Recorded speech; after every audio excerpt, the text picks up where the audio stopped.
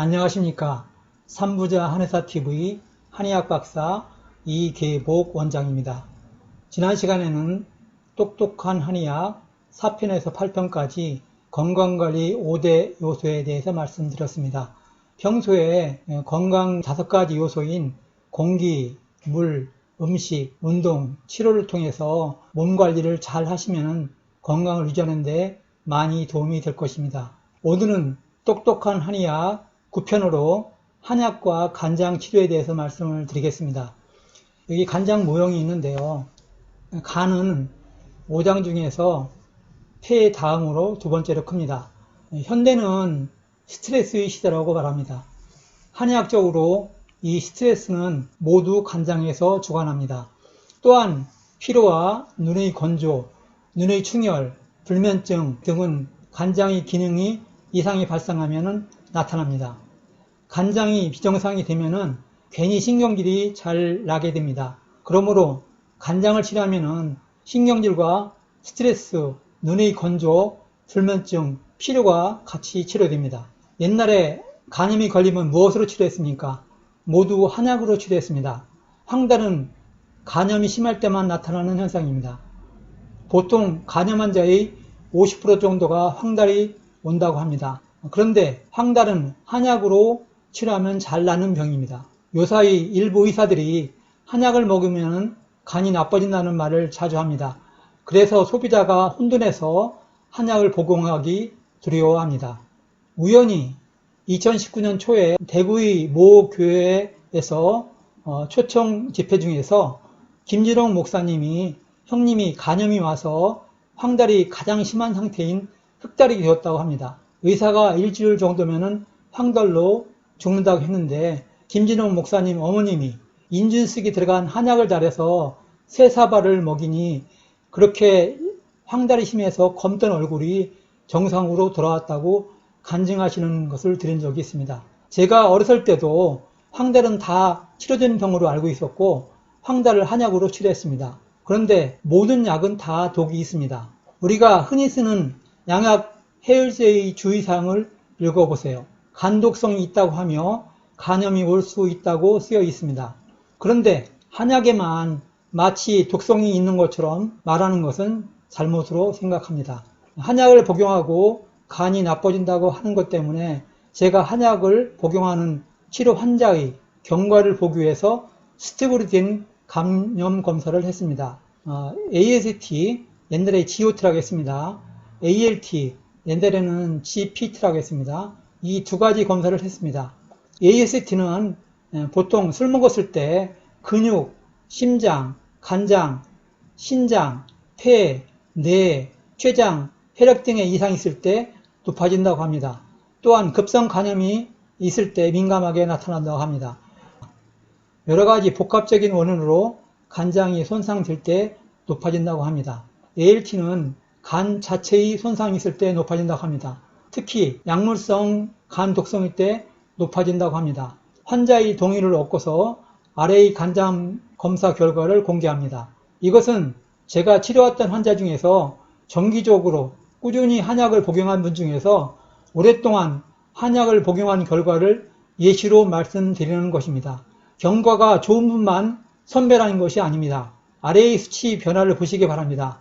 AST, ALT 모두 40 이하가 정상입니다.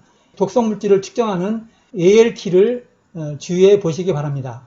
첫 번째 C00 10대 중반 남학생인데요. 아토피 피부염과 열성 발진이 아주 심해서 왔습니다. 열한제를 복용했습니다. 총 165일분의 한약을 복용한 것입니다. 첫 번째 내원의 수적에 11월 30일 AST가 72, ALT가 44, 다음 연도 1월 6일에 58, 44, 1월 31일에 38, 30, 3월 7일에 57, 27, 4월 3일에 254, 31. 여기서 한약과는 관계가 적은 AST만 높아져 가지고 간장을 해독하는 한약을 7일분 복용했습니다.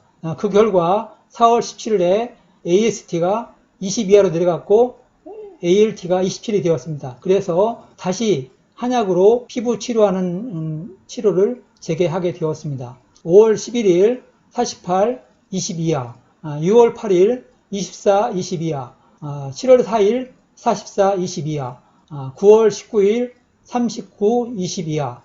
여기서 ALT가 40이하를 계속 유지하고 있습니다. 오히려 처음보다 AST, ALT 모두 더 좋아진 상태임을 볼 수 있습니다. 두 번째 K00 40대 초반 여자입니다. 습진과 음성 발진, 주로 밤에 가려운 발진을 말합니다. 4제를 복용했습니다. 총 41분 한약을 복용했습니다. 12월 17일에 24, 22야, 12월 28일에 26, 28, 다음에 1월 18일, 23, 24, 2월 6일, 21, 34, ALT가 40 이하를 계속 유지하고 있습니다. 이것을 보면은 한약을 복용하고 피부도 좋아지고 간장도 좋아진 것을 볼 수 있습니다. 세 번째 J00 10대 중반 남학생인데요. 열성 발진과 아토피 피부염이 심해서 왔습니다. 이 사람은 아주 심한 상태였었는데 10제를 복용했습니다. 총 151분 한약을 복용하였습니다. 1월 11일 35, 34, 2월 21일 28, 22야, 3월 12일 33, 22야, 4월 3일 45, 27, 4월 28일 34, 30, 5월 30일 45, 22야. 여기서도 ALT가 40 이하를 계속 유지하고 있습니다. 오히려 처음보다 ALT가 더 좋아진 상태입니다. 그만큼 간상의 손상이 하나도 가지 않고 있다는 것입니다. 오히려 한약을 복용한 후에 간 수치가 처음보다 되게 낮아짐을 볼 수 있습니다.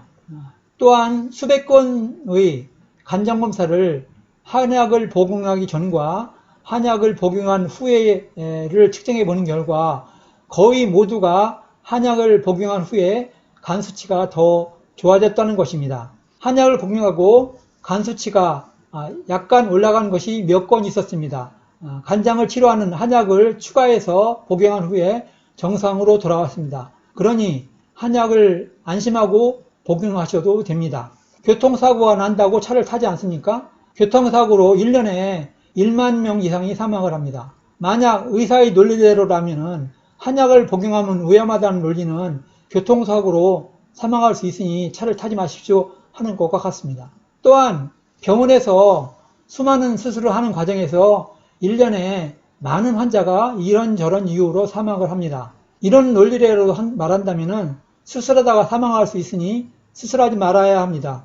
왜냐하면 수술하는 것이 더 위험하기 때문입니다. 그러니 이런 논리는 말이 되지 않습니다.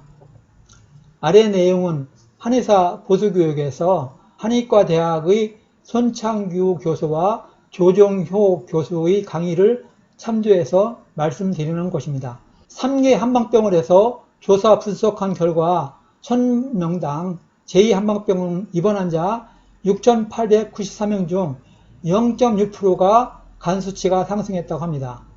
K한방병원 입원 환자 1,169명 중 0.4%가 한약을 복용한 후에 간 수치가 상승했다고 합니다. 10개 한의대附属병원 1,001명 환자 중 0.6%가 간 수치가 상승했습니다. 1,000명의 4에서 6명 정도가 한약을 복용한 후에 간 수치가 상승한 것입니다.